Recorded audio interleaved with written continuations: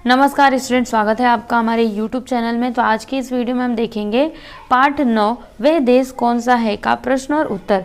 तो देखिए यहाँ पे सबसे पहला क्या है, चित्र के आधार पर काल संबंधी वाक्य बनाओ और लिखो। इसमें लिखा है कल, आज, कल। तो देखिए हमने यहाँ पर बनाया है मोहन ने लड्डू खाए। अभी खाए मतलब ये तो कल का हो गया ना। जैसे मैं आपको बोलूं कि कल हम खेले थे, तो कल हम खेले थे, आज थोड़ी ना खेले थे। समझ में आ रहा है आपको? तो ये हो गया पास्ट टेंस मतलब भूतकाल। ठीक है, उसके बाद यहाँ पर अगला क्या है, आज है ना। आज है तो मोहन लड्डू खा रहा है, मतलब ये आज की बात है, मोहन लड्डू खा रहा है। और फिर यहाँ पर तीसरा मोहन लड्डू खाएगा। अब ये क्या हो गया, फ्यूचर टेंस हो गया, मतलब भविष्यकाल हो गया, है ना। देखिए यहाँ पर क्या है, कल, मतलब मोहन कल लड्डू खाएगा। समझ में आया आपको? तो ये तीनों वाक्य आपको लिखने हैं, आप इसको ध्यान में रखिएगा। कल का मतलब जो बीत गया वो, आज का मतलब जो अभी चल रहा है, और कल इसका मतलब क्या होगा, ये मतलब क्या, आने वाला कल। ठीक है, समझ में आया आपको? चलिए ये आप लिख लीजिएगा। उसके बाद फिर यहाँ पर अगला क्या है, मैंने समझा। तो ये जो पाठ है, ये जो कविता है, ये पढ़ने के बाद आपने क्या समझा वो आपको यहाँ पर लिखना था। तो देखिए मैंने लिखा हुआ है कि भारत देश की प्राकृतिक सुंदरता अद्वितीय है। पर्वतों का राजा हिमालय देश की शोभा बढ़ाता है। देश में भरपूर फल, फूल और अनाज होता है। देश के प्रत्येक नागरिक को भारतवासी होने पर गर्व है। ठीक है, तो ये आप लिख लीजिएगा। उसके बाद यहाँ पे अगला क्या है, भाषा की ओर।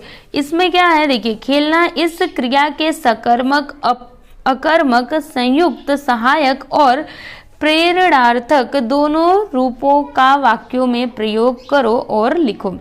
तो देखिए यहाँ पे हमने लिखा हुआ है, जैसे सकर्मक, इसमें हमने लिखा है राम फुटबॉल खेलता है। ठीक है, फिर अकर्मक मतलब राम खेलता है, ये क्या हो गया, अकर्मक। संयुक्त क्या हो गया, राम फुटबॉल खेलता होगा। और सहायक क्या हो गया, राम फुटबॉल खेलने गया। ठीक है, अब प्रेरणार्थक रूप। तो देखिए इसमें प्रथम प्रेरणार्थक है, द्वितीय प्रेरणार्थक है।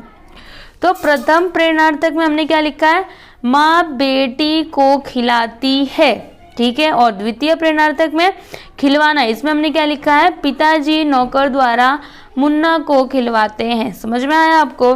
प्रेरणार्थक आप एक बार फिर से समझ लीजिए। इसमें प्रथम प्रेरणार्थक है, द्वितीय प्रेरणार्थक है। ठीक है, तो इसमें यहाँ पर है खिलाना। अभी खिलाना का हमने देखिए कैसे वाक्य में प्रयोग किया है, माँ बेटी को खिलाती है, और खिलवाना का पिताजी नौकर द्वारा मुन्ने को खिलवाते हैं।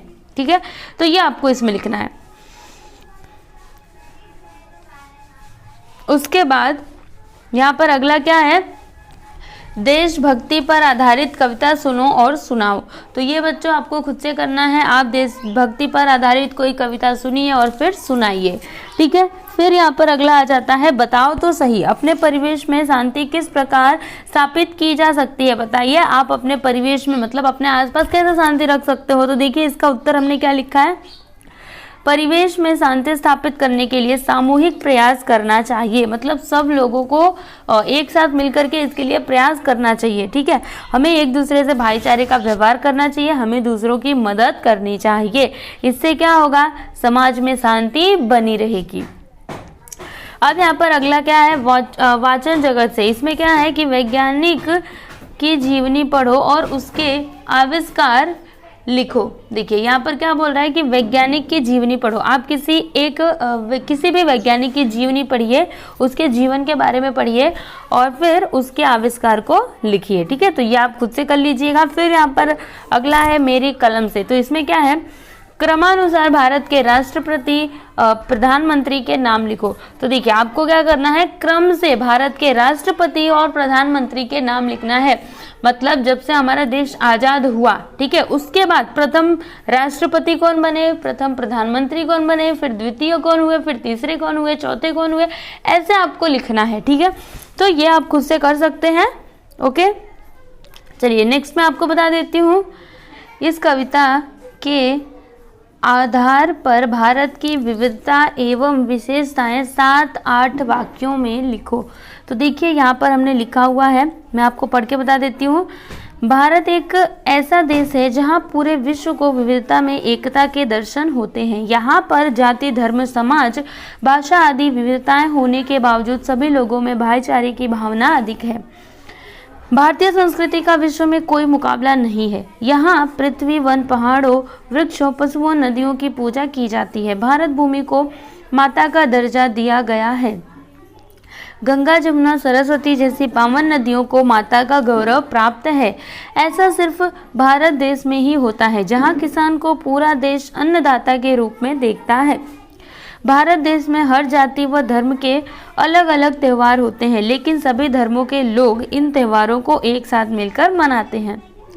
ठीक है, तो ये लिखना है आपको इसमें। अब यहाँ पर अगला देखिए क्या है, सदैव ध्यान में रखो। क्या है कि ऐतिहासिक वस्तुओं का संरक्षण करना हमारा कर्तव्य है। ठीक है बच्चों, आपको हमेशा ध्यान में रखना चाहिए क्या कि जो ऐतिहासिक वस्तुएं हैं, वह ऐतिहासिक वस्तुएं मतलब जैसे आप कोई पुराना किला देखते हो, ठीक है, तो उनको आप नुकसान मत पहुंचाओ। वो जैसे कई लोग होते हैं ना जो पुराना किला वगैरह देखने जाते हैं, उनकी दीवारों पर जाकर के अपना नाम लिखते हैं, तो ऐसा आपको नहीं करना चाहिए। ठीक है, तो ऐतिहासिक जो भी वस्तुएं हैं उनका संरक्षण करना, उनको सुरक्षित रखना हमारा क्या है, कर्तव्य है। अब विचार मंथन क्या है, स्वतंत्रता मेरा जन्मसिद्ध अधिकार है, इसके ऊपर आप विचार करिए। अब यहाँ पर आता है स्वयं अध्ययन। इसमें क्या है, नीचे दिए गए राष्ट्रीय प्रतीकों के चित्र देखो और उनके नाम लिखो। देखिए यहाँ पर ये जो चित्र दिए गए हैं राष्ट्रीय प्रतीकों के, आप इन्हें देखिए और फिर इनके नाम लिखिए। तो चलिए देखते हैं। देखिए यहाँ पर ये क्या है, तिरंगा। ये क्या है, हमारा राष्ट्रीय ध्वज है। कोई भी आपसे पूछे कि हमारा राष्ट्रीय ध्वज क्या है, तो आप क्या बोलोगे, तिरंगा। ठीक है। अब ये क्या है, बाघ है। ये क्या है, हमारा राष्ट्रीय पशु है। हमारे देश का राष्ट्रीय पशु कौन है, तो आप क्या बोलोगे, बाघ है। समझ में आ गया आपको। तिरंगा क्या है, राष्ट्रीय ध्वज, और बाघ क्या है, राष्ट्रीय पशु। अब राष्ट्रीय पक्षी क्या है, तो आप देख पा रहे होंगे, मोर। और राष्ट्रीय फल क्या है, आम। फिर राष्ट्रीय फूल क्या है, हमारा कमल है। और राष्ट्रीय खेल क्या है, हॉकी। ठीक है बच्चों, तो ये आपको याद रखना है। अब यहाँ पर अगला आ जाता है, हमें जानो। इसमें क्या है, मार्ग पर चलते हुए तुमने कुछ यातायात संकेत देखे होंगे। इन सांकेतिक चिन्हों का क्या अर्थ है, लिखो। तो इसका मतलब क्या होता है, STOP। इसका मतलब स्टॉप, रुकिए। समझ में आया आपको। फिर यहाँ पर देखिए, अगर ऐसा कोई मार्क रहता है तो इसका मतलब क्या होता है, यू टर्न निषेध। मतलब यू टर्न क्या है, यहाँ पर निषेध है। फिर इसका मतलब क्या होता है, एकल दिशा मार्ग। इसका मतलब क्या होता है, सीधे आगे बढ़ें। और इसका मतलब गाड़ी खड़ी मत कीजिए। इसका मतलब हॉर्न निषिद्ध, मतलब यहाँ पर आपको हॉर्न नहीं बजाना है। ठीक है। अब इसका मतलब क्या होगा, भारी वाहन निषिद्ध। और इसका मतलब क्या, आगे स्कूल है। ठीक है, तो आप देख लीजिए एक बार पूरा इसको अच्छे से। तो देखिए यहाँ पर हमने इस पाठ का प्रश्न और उत्तर पूरा के पूरा कंप्लीट कर लिया और मुझे पूरा विश्वास है कि आप लोगों को अच्छा लगा होगा। ठीक है बच्चों, तो चलिए मिलते हैं हम अगले वीडियो में। तब तक के लिए नमस्कार।